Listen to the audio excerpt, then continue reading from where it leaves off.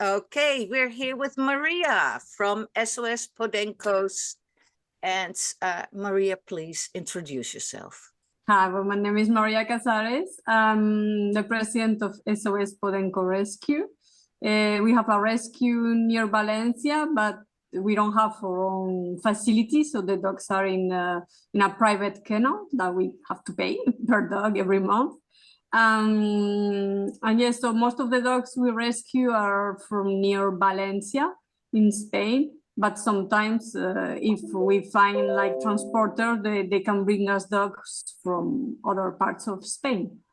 And yeah, we only rescue Podenco, so Podenco crosses. Well, a few Galgos, but usually we present them to the American rescues directly, because I mean, Galgos, there are many rescues for Galgos, but not many for Podencos. So we prioritize Podencos. Okay, thank you. And we love your Podencos. Well, the reason I am talking to you is because we have a question to ask some of the organizations that we work with and some of the other organizations. We were curious to hear from the Spanish rescues themselves how the situation is now after the new law went into effect.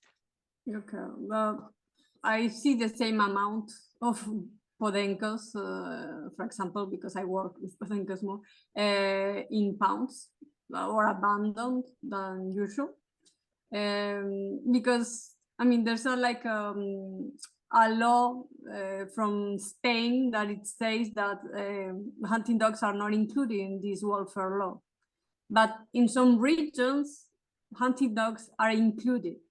But we don't see any difference, because in Valencia, in theory, they're included in the law, they're protected, but they get abandoned anyway. So, because I mean, it doesn't mean anything to have a law if nobody implements the law. I mean, if the police doesn't go to the hunters and say, oh, in theory, you should have like 5 dogs, no more than that, and you have 30. And they don't have microchip, they don't have a rabies vaccination that is mandatory. So if nobody does that, I mean, the law doesn't mean anything. It's just a paper that somebody wrote, but you know. So you have seen no implementation, no control about this yet?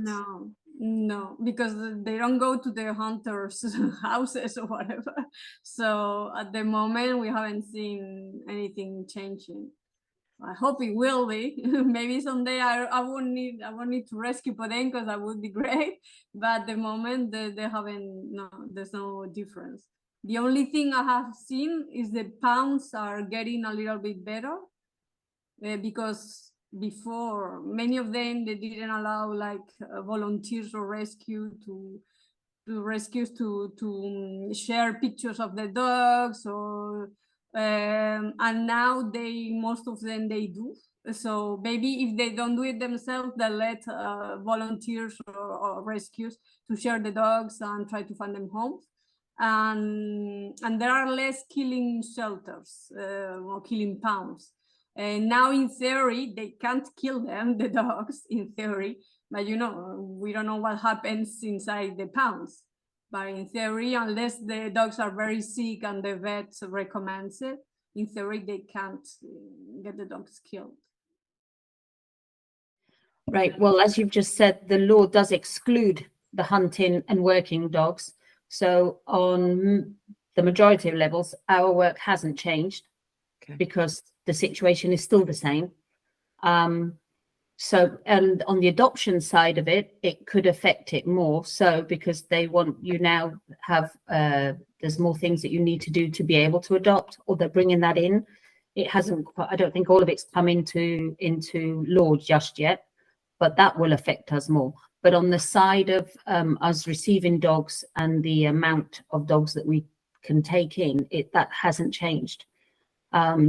Obviously, we would like the hunting dogs to be included in the law, but that hasn't happened because they do need more protection, you know. So, But for us at the moment, obviously the hunting season, we do get more petitions for us to take dogs from all the local villages and further inland.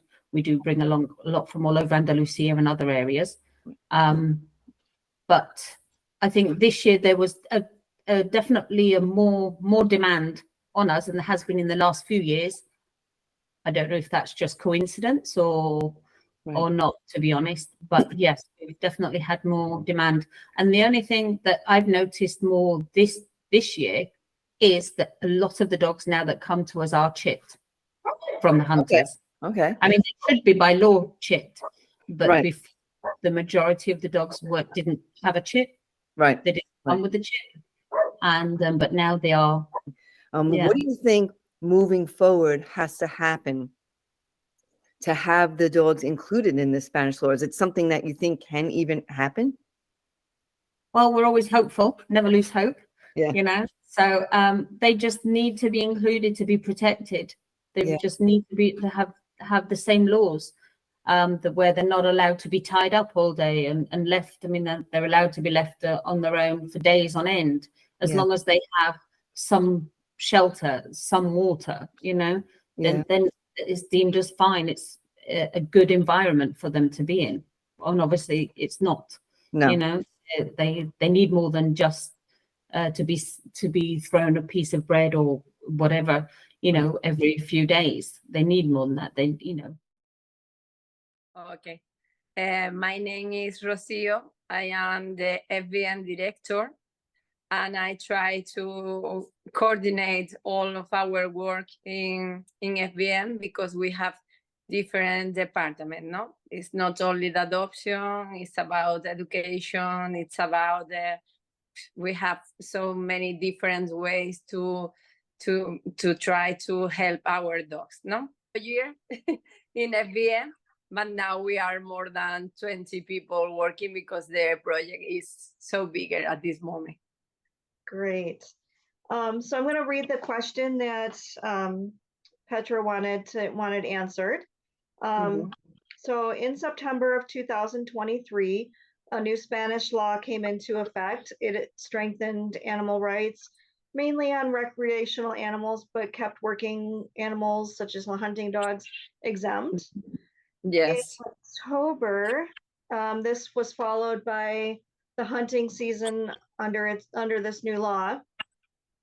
Can you give us an idea what effect this new law is having on the work you do at FBM and on the welfare of the Galgos and Patencos? This year for us, it's so hard. We have a lot of, I cannot to say more than, because we only have a space for 600 dogs, but we are totally full all the year. Normally we are full in the hunter season, no? But this year we didn't stop. Okay. Would you, how many Galgos and Patencos do you think you've brought in this year? Do you have an idea? No, because we have a very long waiting list.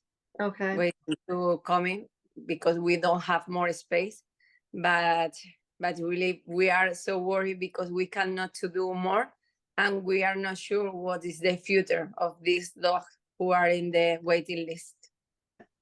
Kind of give us an idea of how it compares from the previous years? Yes. I think it's the.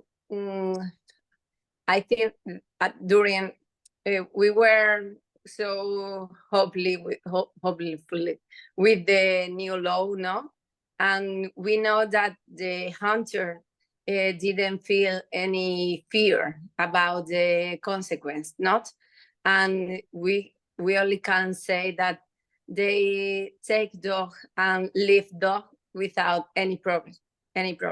They only have to put the microchip in the dogs, and they are in the law.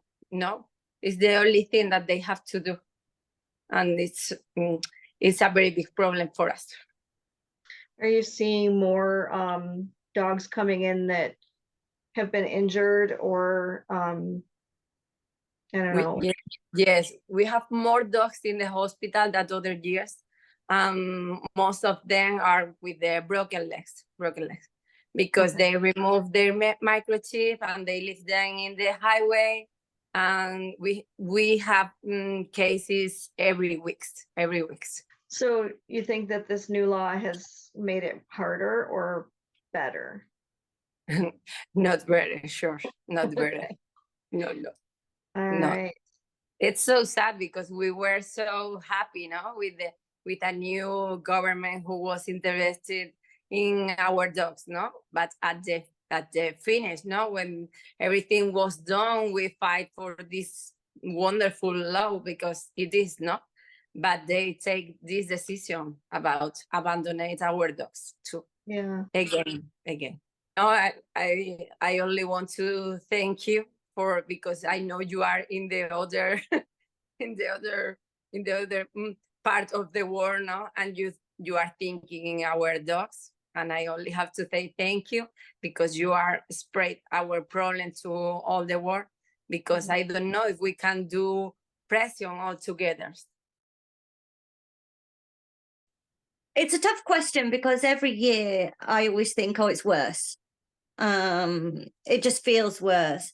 But in actual fact, I find that now there's more disregard directly from galgueros to, for example, us. I can speak for us, where they will call. And because in those instances, the galgos have got chips. And then, so what they might do is they might have a galgo, they'll have it for a year, maybe two, trial it. And if it's worth keeping, they'll chip it.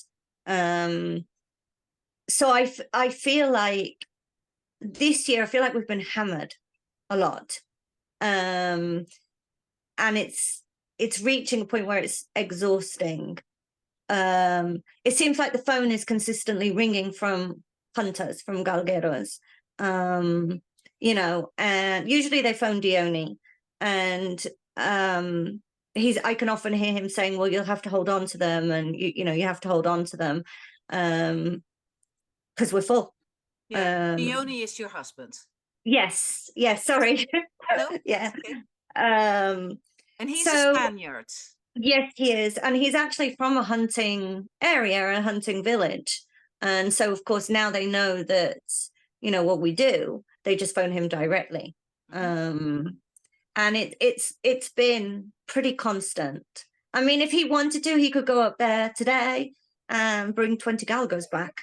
But of course it's not possible. Whether they, in the meantime, interchange while they're waiting, whether the dogs are actually those dogs when we pick them up, we'll never know. Because the wait for them is too long, because, you know, adoptions are low. And it just feels worse to me. I feel we're under more pressure. That you would say, are there any things related to this law that you would like to point out?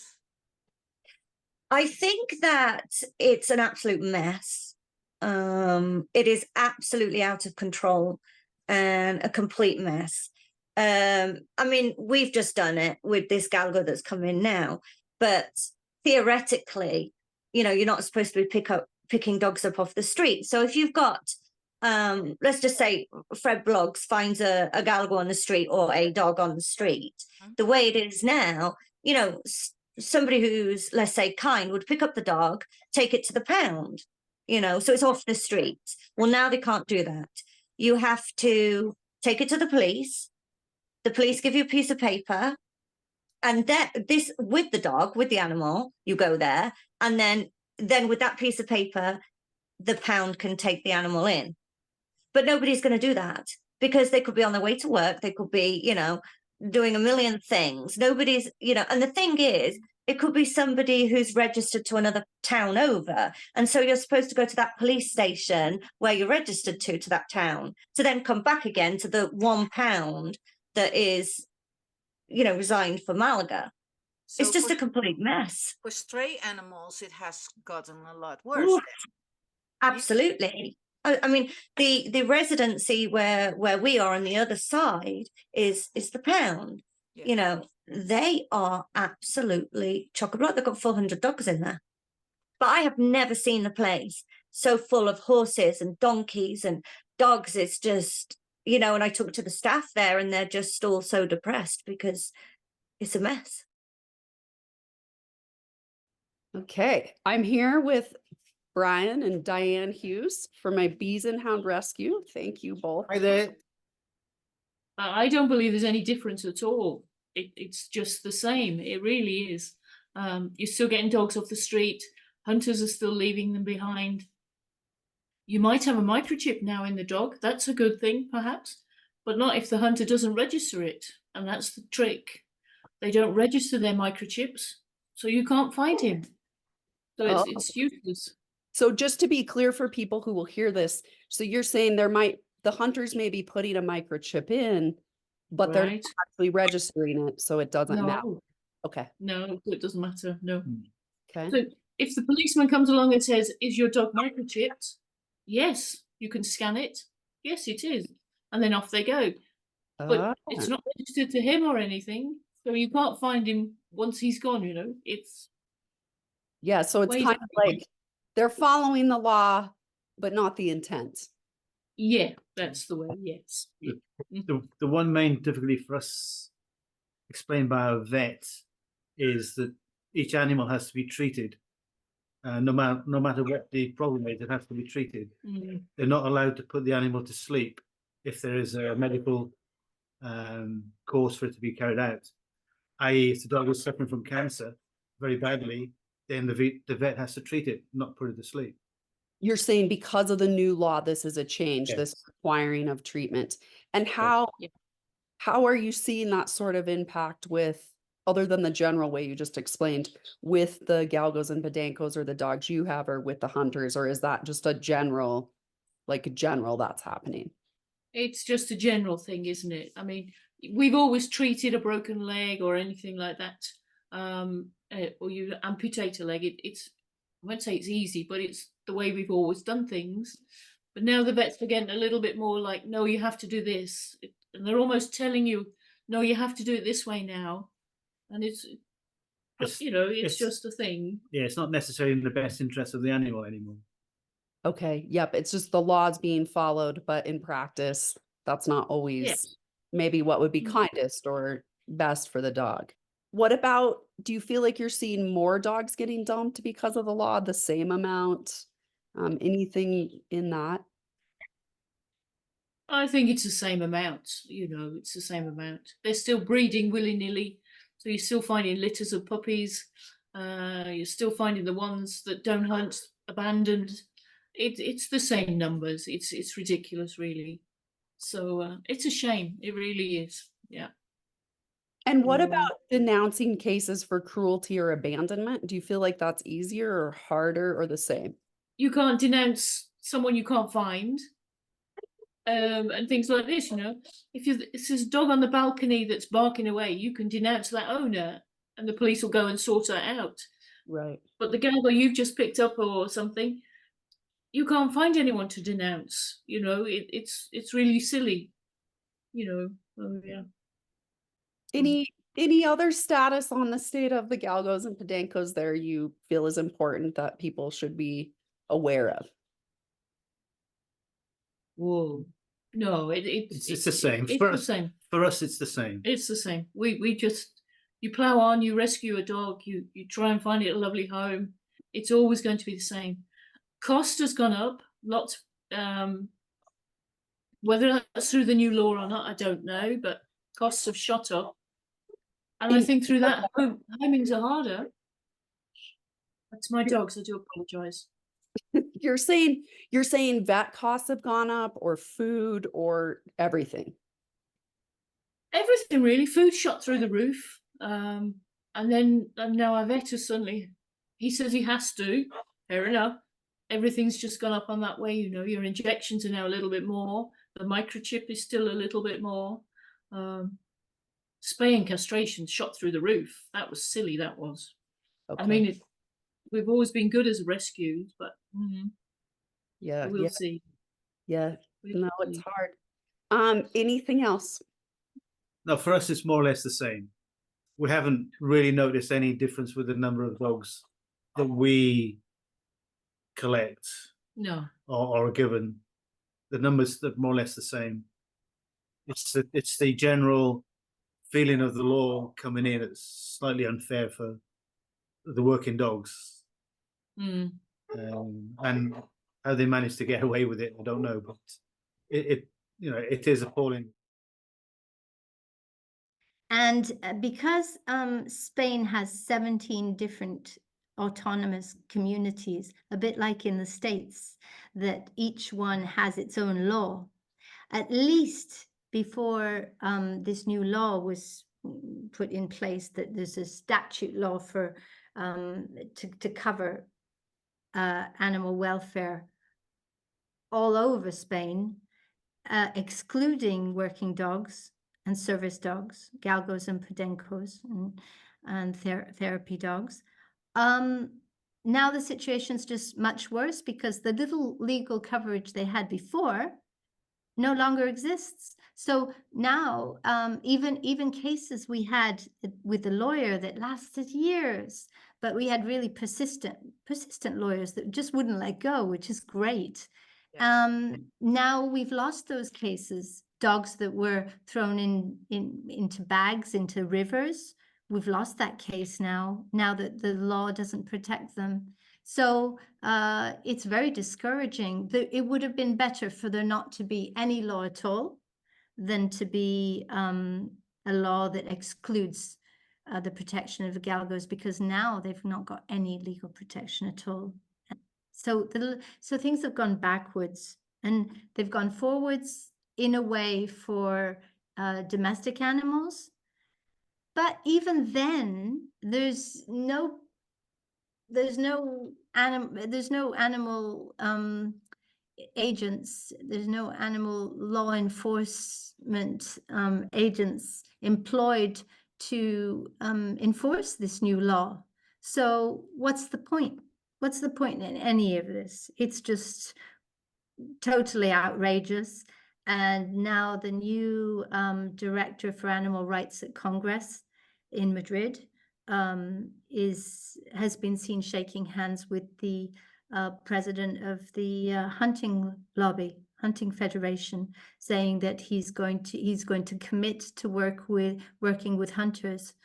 So it's very outrageous, and it's very disappointing. So we're going to work hard at raising awareness about this situation. And there's a new federation that's come together only to raise awareness about this. This news that highlights certain aspects of injustice, and we will continue to raise awareness among children who come to our rescue and education center, and tell them that the politicians that represent them are not doing a good job. They're not being a voice for these poor abused galgos. They're defending the hunters, and they're letting them become completely untouchable. So we're telling children about this too. Would you say that with this new law, the hunters feel more empowered? They feel completely protected by politicians at every level. So are you seeing any evidence of that? Well, as I say, the director of animal rights is working with the hunting lobby. Also, there are hunting federations giving workshops in primary schools in the south of Spain to teach children how to hunt. And we've started this pioneering school here in Barcelona, out of our own resources, without any subsidies from the state, to teach children to respect animals and to harness compassion and empathy towards them. And we have absolutely no problem with telling them how badly the politicians are dealing with the issue. Have you seen more dogs coming into rescue Yes, since the hunting season this year? we have seen an absolute tsunami of need to rescue and coming from all directions. And it's heartbreaking not to be able to help them all, because obviously the limit is financial resources. And anyway, somebody has to be made accountable for the situation. So even if we had all the money in the world, time would still have to be made available to report what's going on. Very important. That possibility has been taken away from you with this. It has indeed. It has indeed. And that is why it is so important at this time, especially, and so crucial to expose the cruelty going on right now. Not 2 years ago, right now, today. We need to expose what's happening in order to have a case and be able to defend ourselves with current data. Thank you. I'm really looking forward to your helping the charities here be a voice and making change possible. We try.